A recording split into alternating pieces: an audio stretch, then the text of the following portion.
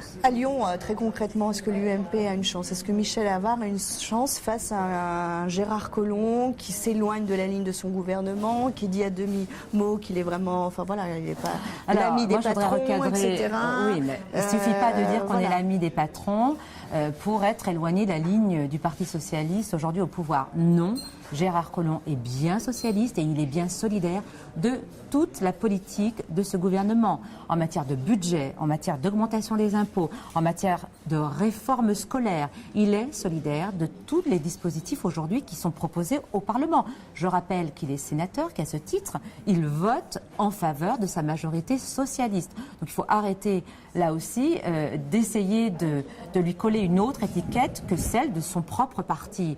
À l'autre question que vous avez posée, est-ce que Michel Avart a des chances? Oui, moi je crois profondément à la victoire de Michel Avart, qui aujourd'hui se prépare, travaille, organise les équipes, travaille sur un projet et cette campagne... Est-ce qu'il mène campagne justement? Mais vous savez, trop préparer, moi qui ai mené des campagnes, plusieurs campagnes, hein, j'étais tête de liste dans le 8e en 2008, j'ai conduit la campagne sur le Rhône pour les européennes, j'ai été tête de liste du Rhône au régional. Je peux vous dire qu'il y a toujours un temps pour préparer avant d'aller sur le terrain, avant d'aller au devant des Français, des Lyonnais en l'occurrence, afin de leur proposer justement des solutions, un projet, une perspective pour leur ville.